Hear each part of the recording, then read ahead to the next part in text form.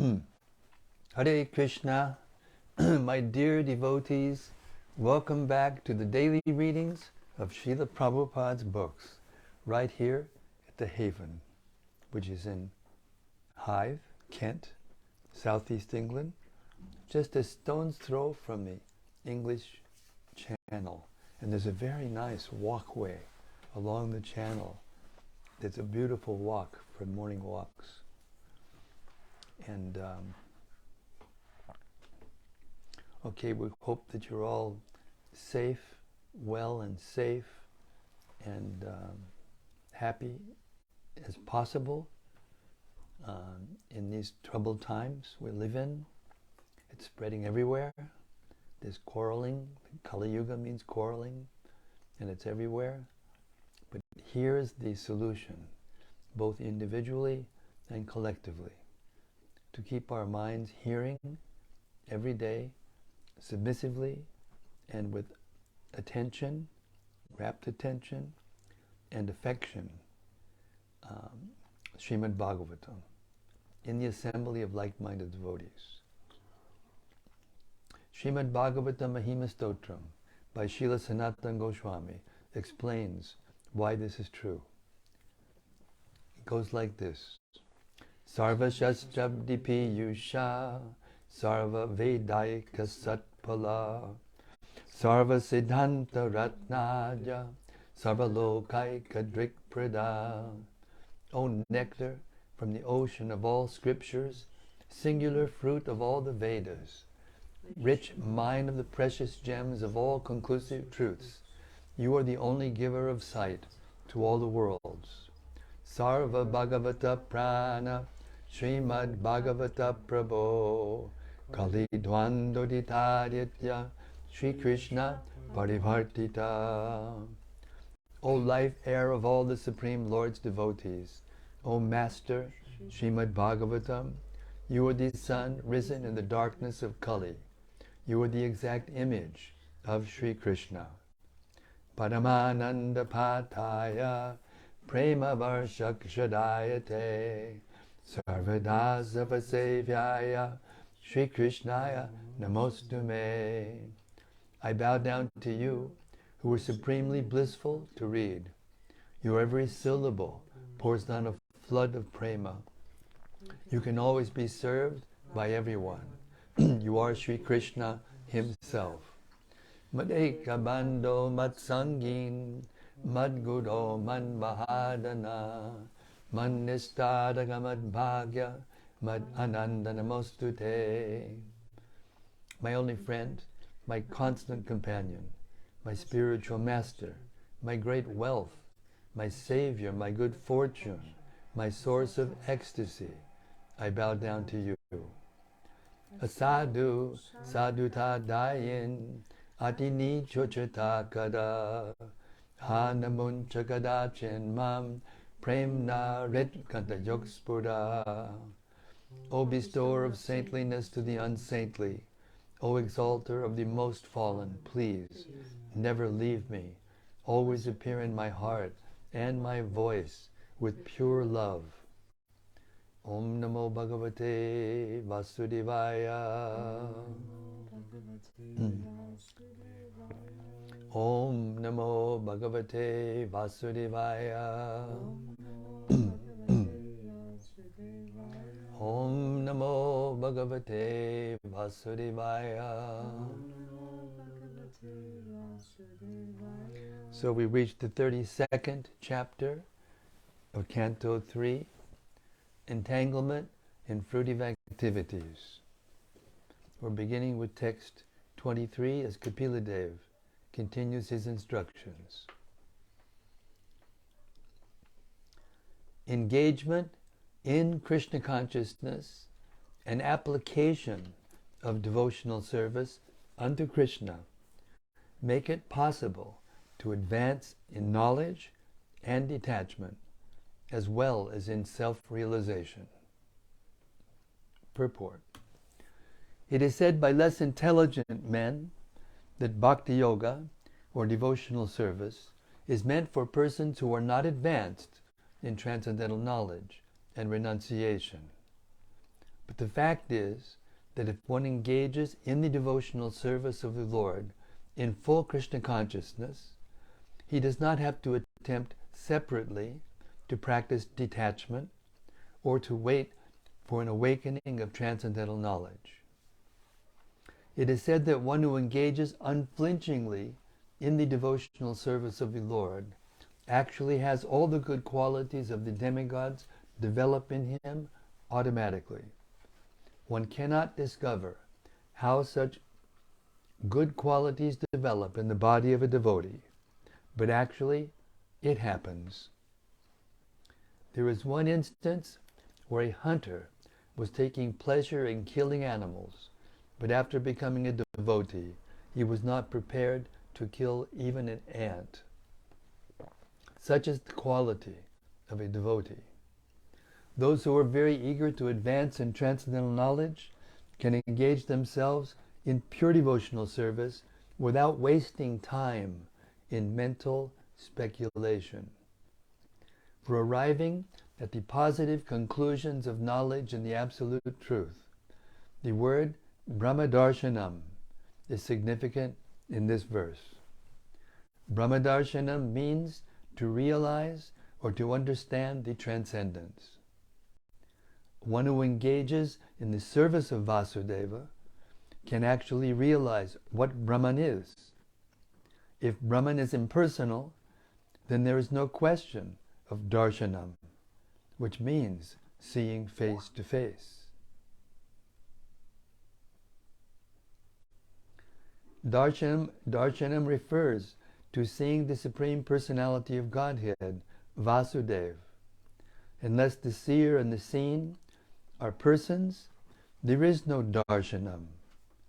Brahmadarshanam means that as soon as one sees the Supreme Personality of Godhead, he can at once realize what impersonal Brahman is. A devotee does not need to make separate investigations to understand the nature of Brahman. Bhagavad-Gita also confirms this. Brahma bhuyaya kalpate. A devotee at once becomes a self-realized soul in the absolute truth. Text 24. The exalted devotee's mind becomes equipoised in sensory activities, and he is transcendental to that which is agreeable and not agreeable. Purport. The significance of advancement in transcendental knowledge and detachment from material attraction is exhibited by the personality of a highly advanced devotee. For him, there is nothing agreeable or disagreeable, because he does not act in any way for his personal sense gratification. Whatever he does, whatever he thinks, is for the satisfaction of the personality of Godhead.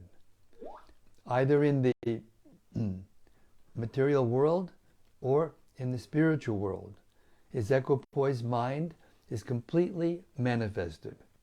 He can understand that in the material world there is nothing good. Everything is bad due to its being contaminated by material nature.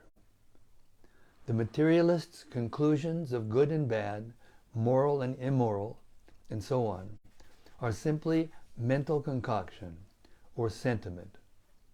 Actually, there is nothing good in the material world. In the spiritual field, everything is absolutely good. There is no inebriety in the spiritual varieties. Because a devotee accepts everything in spiritual vision, he is equipoised. That is the symptom of his being elevated to the transcendental position. He automatically attains detachment, vairagya, and then jnana, knowledge, and then actual transcendental knowledge. The conclusion is that an advanced devotee dovetails himself in the transcendental qualities of the Lord, and in that sense he becomes qualitatively one with the Supreme Personality of Godhead. Text 25. Because of his transcendental intelligence, the pure devotee is equipoised in his vision and sees himself to be uncontaminated by matter. He does not see anything as superior or inferior, and he feels himself elevated to the transcendental platform of being equal in qualities with the Supreme Person. Purport. Perception of the agreeable and disagreeable arises from attachment. A devotee has no personal attachment to anything. Therefore, for him, there is no question of agreeable or disagreeable. For the service of the Lord, he can accept anything, even though it may be disagreeable to his personal interest. In fact, he is completely free from personal interest, and thus anything agreeable to the Lord is agreeable to him.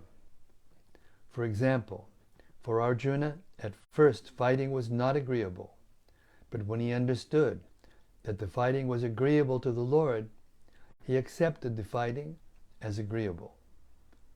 That is the position of a pure devotee. For his personal interest, there is nothing which is agreeable or disagreeable. Everything is done for the Lord, and therefore he is free from attachment and aversion. That is the transcendental stage of neutrality.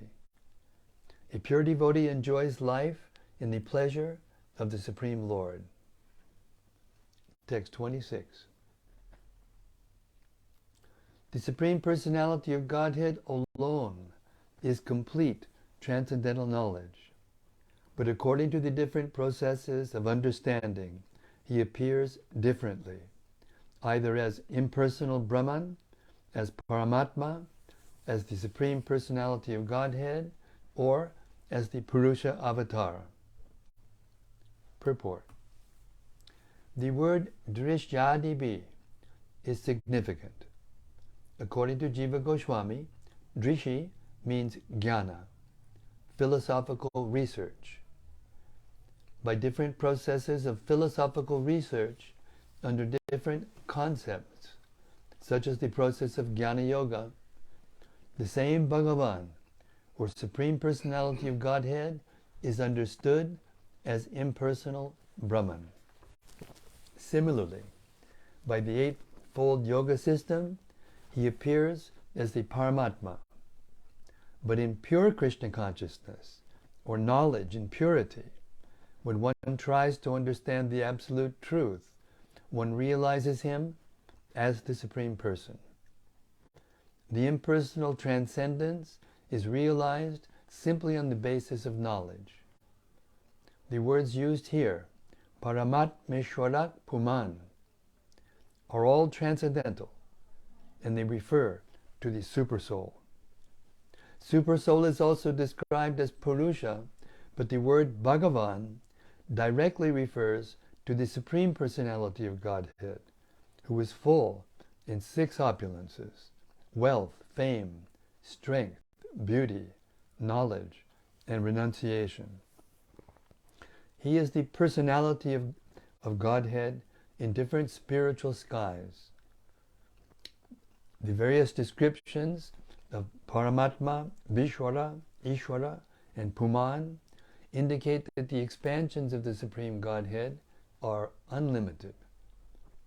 Ultimately, to understand the Supreme Personality of Godhead, one has to accept Bhakti Yoga.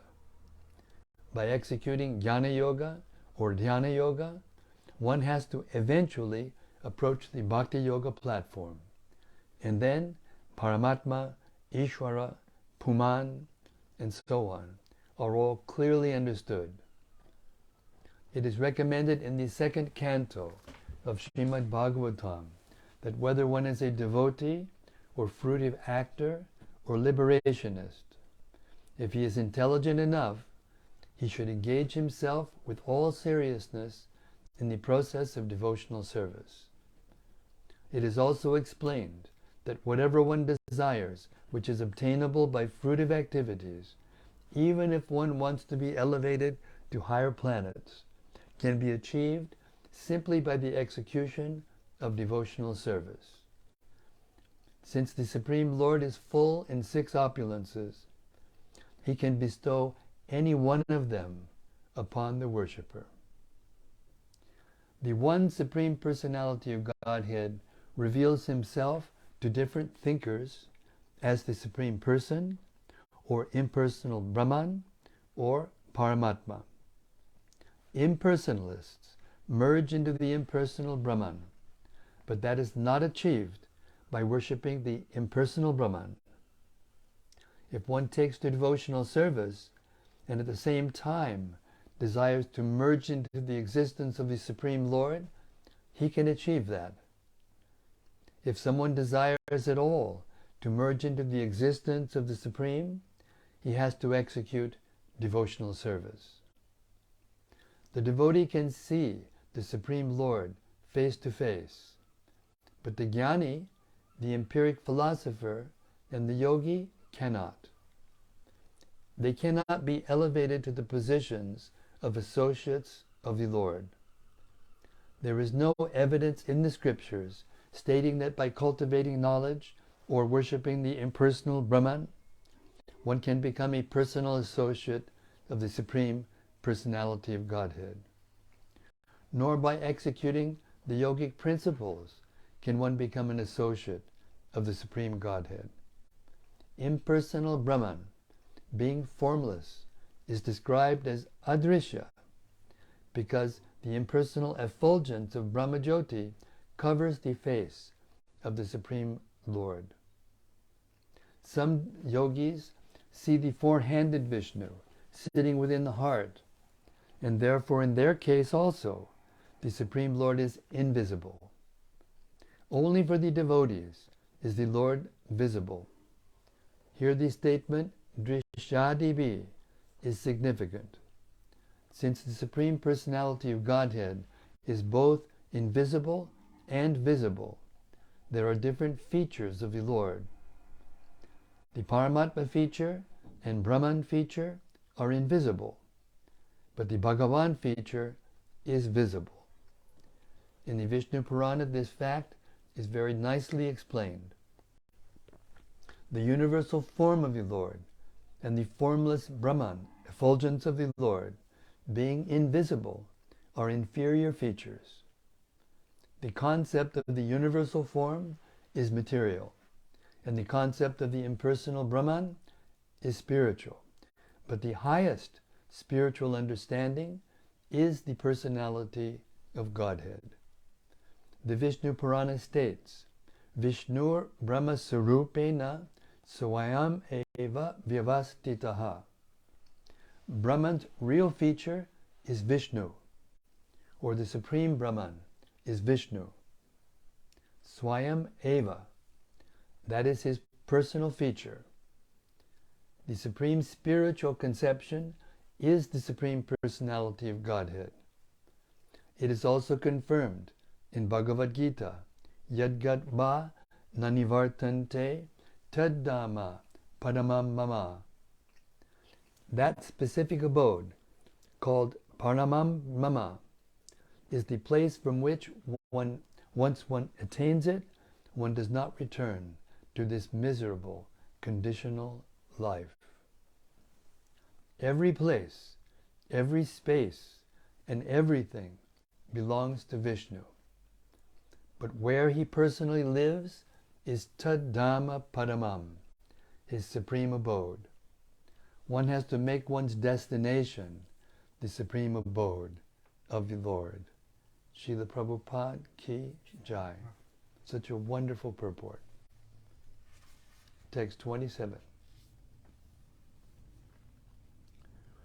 The greatest common understanding for all yogis is complete detachment from matter, which can be achieved by different kinds of yoga. Purport. There are 3 kinds of yoga, namely Bhakti Yoga, Jnana Yoga, and Ashtanga Yoga. Devotees, jnanis, and yogis all try to get out of the material entanglement. The jnanis try to detach their sensual activities from material engagement. The Jnana Yogis think that matter is false and that Brahman is truth. He tries, therefore, by cultivation of knowledge, to detach the senses from material enjoyment. The Ashtanga Yogis also try to control the senses. The devotees, however, try to engage the senses in the service of the Lord. Therefore, it appears that the activities of the bhaktas, devotees, are better than those of the jnanis and yogis. The mystic yogis simply try to control the senses by practicing the 8 divisions of yoga: yama, niyama, asana, pranayama, pratyahara, and so on. And the jnanis try, by mental reasoning, to understand that sense enjoyment is false. But the easiest and most direct process is to engage the senses in the service of the Lord. The purpose of all yoga is to detach one's sense activities from this material world. The final aims, however, are different. Jnanis want to become one with the Brahman effulgence. Yogis want to realize Paramatma. And devotees want to develop Krishna consciousness and transcendental loving service to the Lord. That loving service is the perfect stage of sense control. The senses are actually active symptoms of life, and they cannot be stopped. They can be detached only if there is superior engagement. As it is confirmed in Bhagavad-Gita, Param drishtva nivartate. The activities of the senses can be stopped if they are given superior engagements. The supreme engagement is engagement of the senses in the service of the Lord. That is the purpose of all yoga. Text 28. Those who are averse to the transcendence realize the Supreme Absolute Truth differently through speculative sense perception. And therefore, because of mistaken speculation, everything appears to them to be relative. Purport. The Supreme Absolute Truth, the personality of Godhead, is one, and He is spread everywhere by His impersonal feature. This is clearly expressed in Bhagavad-Gita. Lord Krishna says, everything that is experienced is but an expansion of my energy. Everything that is sustained by Him, everything is sustained by Him. But that does not mean that He is in everything. Sense perceptions, such as the oral perception of the sound of a drum, visual perception of a beautiful woman, or perception of the delicious taste of a milk preparation by the tongue, all come through different senses and are therefore differently understood. Therefore, sensory knowledge is divided in different categories, although actually everything is one as a manifestation of the energy of the Supreme Lord. Similarly, the energies of fire and heat and illumination. Similarly, the energies of fire are heat and illumination. And by these two energies, fire can display itself in many varieties, or in diversified, or in, I lost my place.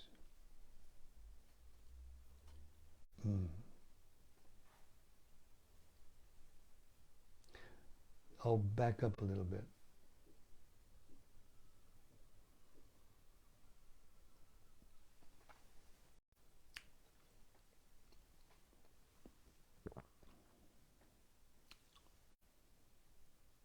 Sense perceptions such as oral perception of the sound of a drum, visual perception of a beautiful woman, or perception of the delicious taste of a milk preparation by the tongue, all come through different senses and are therefore differently understood. Therefore, sensory knowledge is divided into different categories, although actually everything is one as a manifestation of the energy of the Supreme Lord. Similarly, the energies of fire are heat and illumination, and by these two energies, fire can display itself in many varieties, or in diversified sense perception. Mayavadi philosophers declare this diversity to be false, but Vaishnava philosophers do not accept the different manifestations as false. They accept them as non-different from the Supreme Personality of Godhead because they are a display of His diverse energies.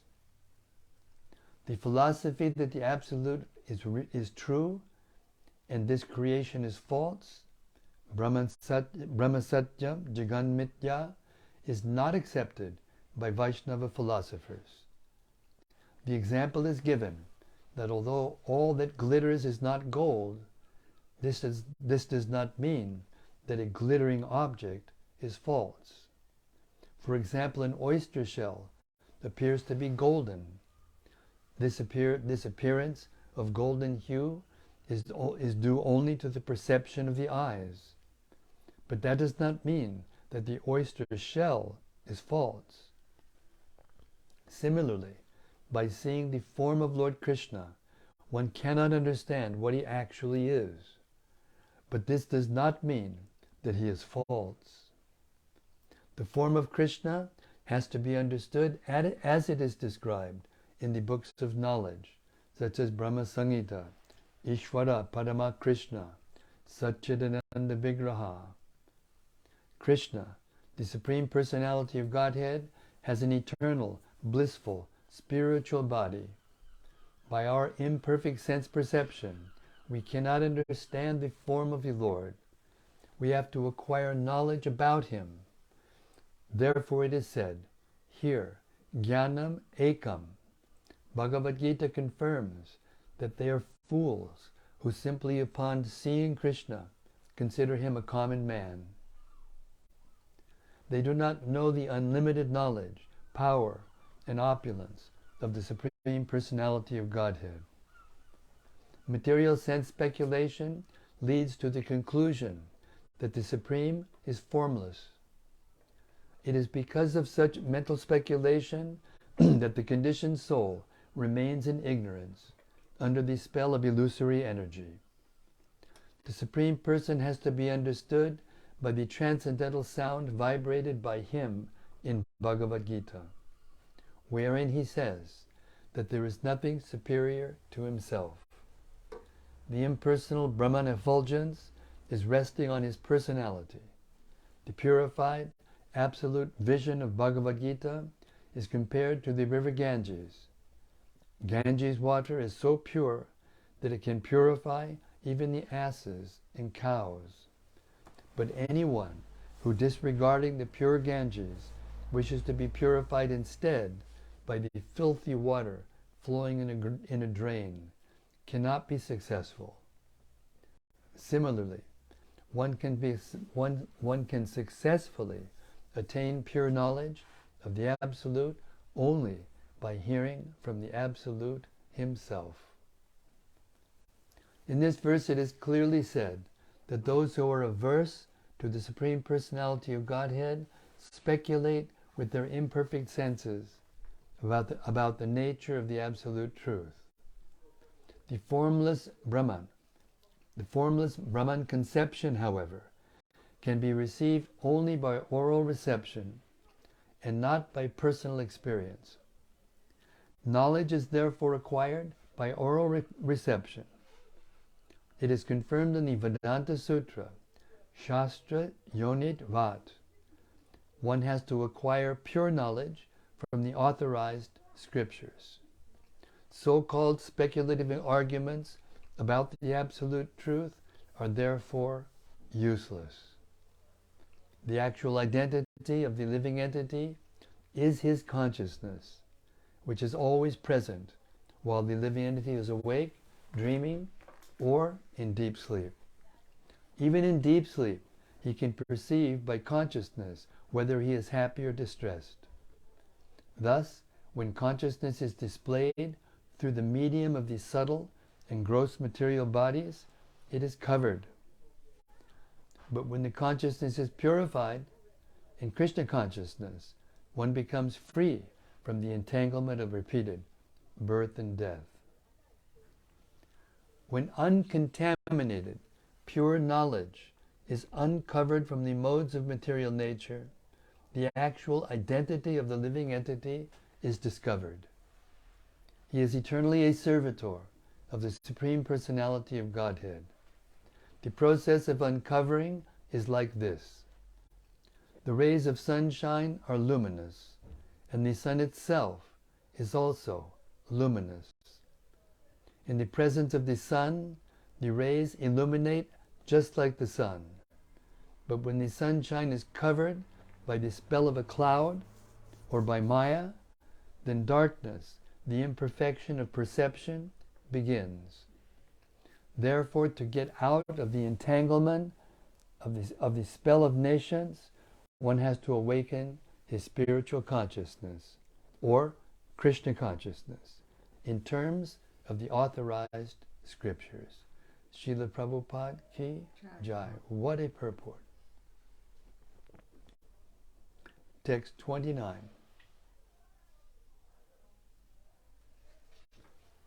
From the total energy, the Mahat Tattva, I have manifested the false ego, the three modes of material nature, the five material elements, the individual consciousness, the 11 senses, and the material body. Similarly, the entire universe has come from the Supreme Personality of Godhead. Purport. The Supreme Lord is described as Mahatpada, which means that the total material energy, known as the Mahat Tattva, is lying at his lotus feet. The origin or the total energy of the cosmic manifestation is the Mahat Tattva. From the Mahat Tattva, all the other 24 elements, or divisions, rather, read it again, from the Mahat Tattva, all the other 24 divisions have sprung, namely the 11 senses, including the mind, the 5 sense objects, the 5 material elements, and then consciousness, intelligence, and false ego. The Supreme Personality of Godhead is the cause of the Mahat Tattva, and therefore, in one sense, because everything is an emanation from the Supreme Lord, there is no difference between the Lord and the cosmic manifestation. But at the same time, the cosmic manifestation is different from the Lord. The word Swarat is very significant here. Swarat means independent. The Supreme Lord is independent, and the individual soul is also independent. Although there is no comparison between the two qualities of independence, the living entity is minutely independent, and the Supreme Lord is fully independent. As the individual soul has a material body made of 5 elements and the senses, the Supreme Independent Lord similarly has the gigantic body of the universe. I'll read that again. It's very important. As the individual soul has a material body made of 5 elements and the senses, the Supreme Independent Lord similarly has the gigantic form of the universe. The individual body is temporary. Similarly, the entire universe, which is considered to be the body of the Supreme Lord, is also temporary. And both the individual and universal bodies are products of the Mahatattva. one has to understand the differences with intelligence. Everyone knows that his material body has developed from a spiritual spark, and similarly the universal body has developed from the supreme spark, supersoul. As the individual body develops from the individual soul, the gigantic body of the universe develops from the supreme soul. Just as the individual soul has consciousness, the supreme soul is also conscious. But although there is a similarity between the consciousness of the Supreme Lord and the consciousness of the individual soul, the individual soul's consciousness is limited, whereas the consciousness of the Supreme Soul is unlimited. This is described in Bhagavad-Gita 13.3. Chetragyam chapi mam vidi. The Supersoul is present in every field of activity, just as the individual soul is present in the individual body. Both of them are conscious. The difference is that the individual soul is conscious of the individual body only, whereas the Supersoul is conscious of the total number of individual bodies. And that, believe it or not, brings us to 8 o'clock. We'll stop our readings for tonight now, and we'll start tomorrow.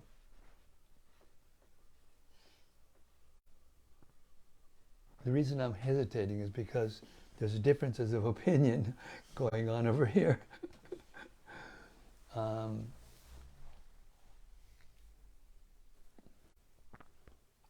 See, tomorrow's Janmashtami, and most of the temples are having programs that begin around 5, 6, or 7 until midnight. So I was talking to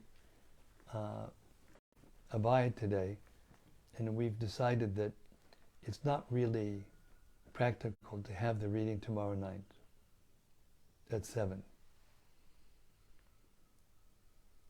So it's been suggested by Abhay that we change it to 5 o'clock, but I'm not so sure that it's going to make much of a difference.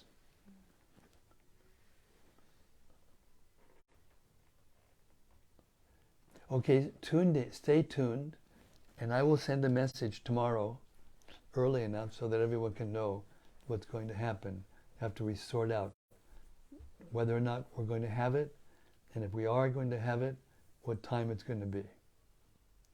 Okay, Hare Krishna. We're waiting for the reflections from the devotees who just heard these wonderful purports, incredible purports, Srila Prabhupada, explaining the difference between Krishna and everything else, the oneness of it and the difference too. Okay, Hare Krishna. First is from Gopakanya Devi Dasi. Yes, Gopakanya Devi Dasi. Hare Krishna, dear Maharaj, and all assembled devotees, all glories to Srila Prabhupada and Śrīmad-Bhāgavatam. Quote, hearing with rapt attention and affection with like-minded friends. Unquote. Jai Ho, Maharaj. Thank you. Hare Krishna. Thank you. It just keeps repeating. And, you know, what can I say? I'm convinced.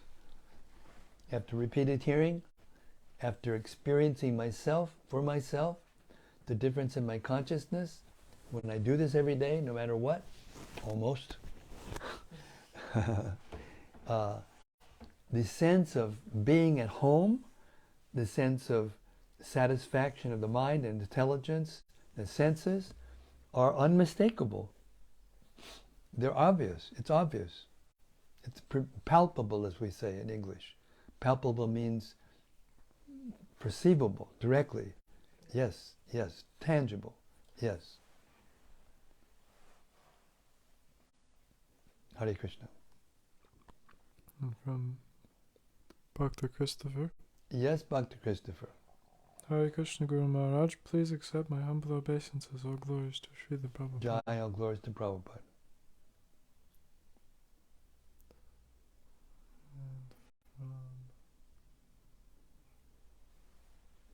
Sudevi Dasi says Hare Krishna Maharaj. Sudevi Dasi, Hare Krishna to you too.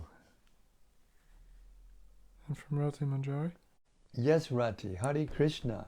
she says Jai Guru Maharaj. Jai Rati Manjari Devi Dasi. Great to see you, great to see and hear you again tonight. Thank you very much.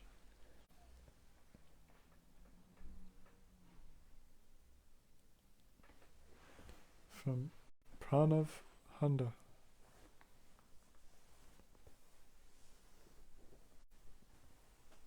From? Pranav Handa. Pranabhanda, yes. Hare Krishna. Same as yesterday. Hare Krishna Maharaj, please accept my humble obeisances. All glories to Srila Prabhupada. All glories to His divine grace.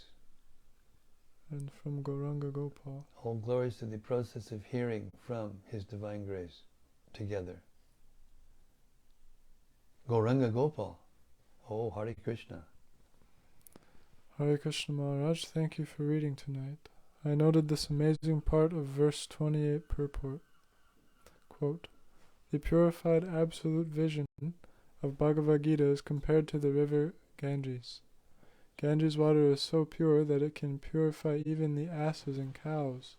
But anyone who, disregarding the pure Ganges, wishes to be purified instead by the filthy water flowing in a drain cannot be successful. Similarly, one can successfully attain pure knowledge of the Absolute only by hearing from the pure Absolute Himself. Yes. How can the infinitesimal or finite understand the infinite? It's not possible. But if the infinite, because it's infinite, wants to reveal Himself to the finite, then the finite can understand. Only can the infinitesimal understand if he's heard from the infinite.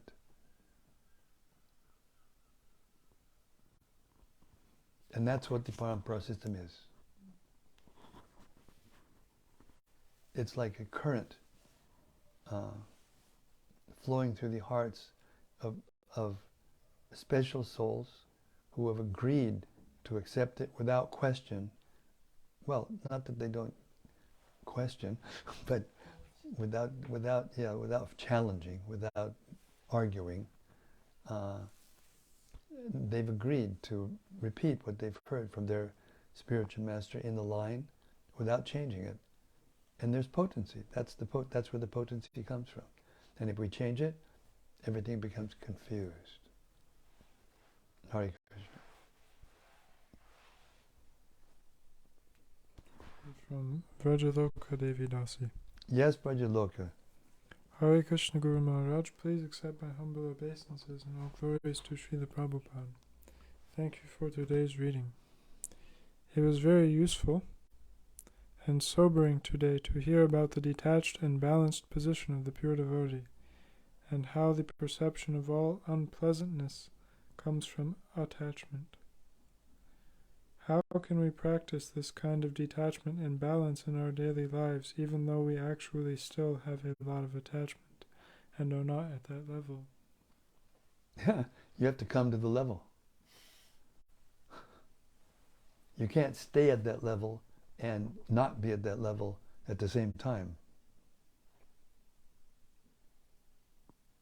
Every single soul has the capacity to take in this knowledge and to accept it and apply it into one's consciousness. There's no impediments. It's a matter of accepting the fact and acting on the fact. And in the meantime, because it's a fact that it doesn't happen instantaneously, that there's time that has to go by when we have to tolerate our partial conditioning, if you'd like to say, we have to tolerate. The only thing that we can do from this position is to tolerate the flow of the desires that come into our mind like it or not, that we can refer to Bhagavad-Gita, chapter 2, verse 70. Apuryanam apuryamanam achala pratishtam samudram apa pravashanti yadvat tadvat kamam yam prashashanti sarva sashantim apnoti nakamakami. So this verse in essence says that just as rivers flow into the ocean remains still, even though it's being more and more water put into it. Why? Because it's so big, because it's, in Prabhupada's words, because it's full in itself, it's full. So the devotee, as long as you're in the material world and have senses, desires will come into the mind. You can't stop them. It's part of being in the material world. But the difference is, the devotee is not inclined to chase after them, and therefore he achieves peace of mind. So you're asking what to do about it, how to achieve that. Stop chasing the mind. Stop chasing after the desires that flow into the mind. Learn from experience. When you do something wrong, repent and correct it. When you make a mistake, use that mistake as a pillar for your success. Go forward, continue, don't stop. And most important, continue your devotional service. Continue in the hearing and the chanting and the services that have been given to you by your spiritual master and by Krishna and by this incarnation of Krishna called the ISKCON movement. And there will be disturbances. There are disturbances. Even now as we speak, anyway, I won't go into the disturbance we were talking about today, but it's everywhere. So many controversies, so many confusions. So the answer to the question is to keep the mind regularly, without fail, hearing and chanting the Bhagavad-Gita and Śrīmad-Bhāgavatam and Chaitanya Charitamrita, cover to cover, in the association of the devotees. When we start and stop, then it doesn't, we don't become enriched, we don't become transformed in the same way as we do if we constantly or regularly. I mean, ideally we should do 24 hours a day, but this is not possible for very many souls. But we can regulate our senses by doing this every day. And we have to organize. We have so many, everyone has so many things to do. Everyone. There's no one that doesn't have many things to do. That is our duty. And that is our capacity. Everyone, to one capacity or another, have to organize our lives to hear and chant regularly. And gradually, with more and more rapt attention. Or, as the saying goes, practice makes perfect. There's no cheap way. How can we do this, We get this question every day from so many different angles. It's there, clear in the books.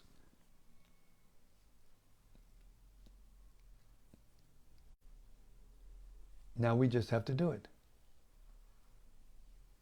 And we have to tolerate the fact that we can't necessarily do it, everything, all at once.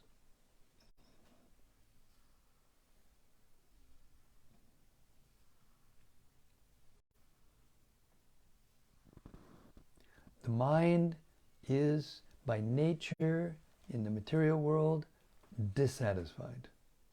It's always looking for something new. It's always going here and there. Therefore, the austerity of the mind is to be satisfied. And Prabhupada explains to us the formula. First of all, withdraw your mind from thoughts of sense gratification.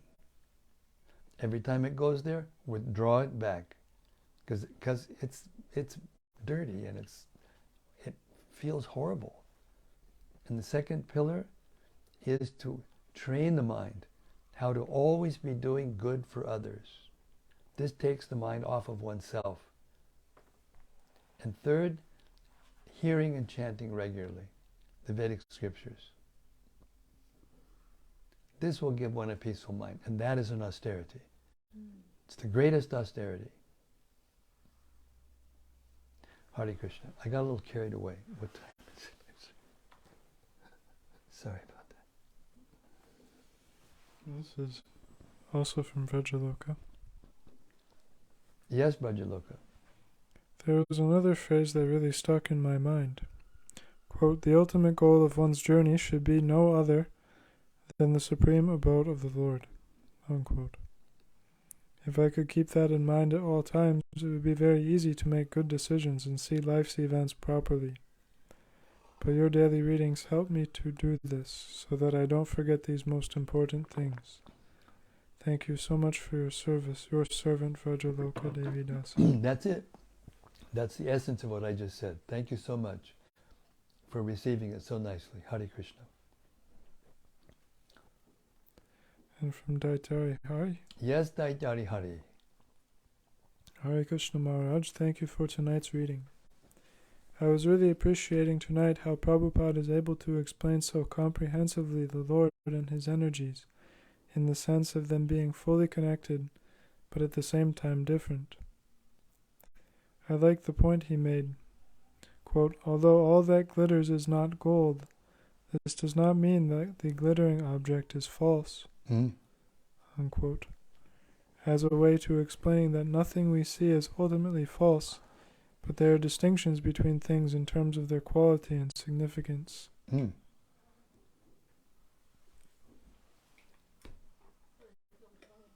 Yes, therefore, if we keep our minds fixed on what is actually significant, then there's hope. And the other things that we have to deal with, and everyone does, have to deal with things that are, not so important, but are necessary, then we can keep our equilibrium. Hare Krishna. From Subarao? Yes, Subarao. Hare Krishna Maharaj, please accept my humble obeisances and all glories to Srila Prabhupada. Thank you for delivering your enlightenment package every day. In 3:32:26, Srila Prabhupada writes, quote, the transcendence is realized simply on the basis of knowledge. The words used here, Parameshvara Puman, are all transcendental, and they refer to the Supersoul. Supersoul is also described as Purusha, but the word Bhagavan directly refers to the Supreme Personality of Godhead, who is full of 6 opulences: wealth, fame, strength, beauty, knowledge, and renunciation. Unquote. We can clearly see through this verse and purport the unlimited knowledge of Lord Kapiladev, who is Krishna, and the prowess of Srila Prabhupada. Thank you for delivering the rich mine of wisdom gems every day. Hare Krishna. It's so simple. You just have to read, hear, submit. That's it. Hare Krishna. And from Rati Manjari? Yes, Rati. Come on. Give those realizations. Come on, Rati. Let's go. Dear Guru Maharaj, please accept my humble obeisances. Jai Srila Prabhupada. Yesterday we attended a beautiful concert by your humble godbrother Mangalananda Das in a church in the south of Holland. It was inspiring to hear him and to consider his determination to pursue his service as a singer-songwriter to Srila Prabhupada. Yes, his songs are lovely, and especially his lyrics are very realized. He's a realized soul. It shows that you can perform pure devotional service from any position. There's no impediments. Hare Krishna. And from Paramananda. Yes, Brahmananda. Hare Krishna Maharaj, please accept my humble obeisances. All glories to Srila Prabhupada. In verse 27 purport, the senses are actually active symptoms of life and cannot be stopped. They can be detached only if there is superior engagement. For me, as I'm sure for many, the senses can be so overwhelming at times. You kind of just answered this. It's a continual challenge daily. Thank you, Maharaj. Yes, Hare Krishna. Thank you for that realization. And from Subara. Subarao. This verse, quote, Vasudeve Bhagavati Bhakti Yoga Prayojitaha Janayatyashu Vairagyam, is spoken by Sutta Goswami to Rishis 127 and Lord Kapiladev to Devahuti 3:32-23. Correct. Same verse. And that's rare. There's not that many verses that are exactly the same. And from Vrajaloka. Yes, Brajaloka. Thank you so much for your answer, dear Guru Maharaj. Hare Krishna. My pleasure, my duty.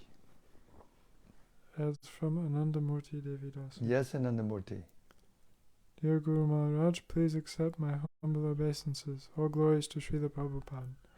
Thank you so much for today's reading. Hare Krishna.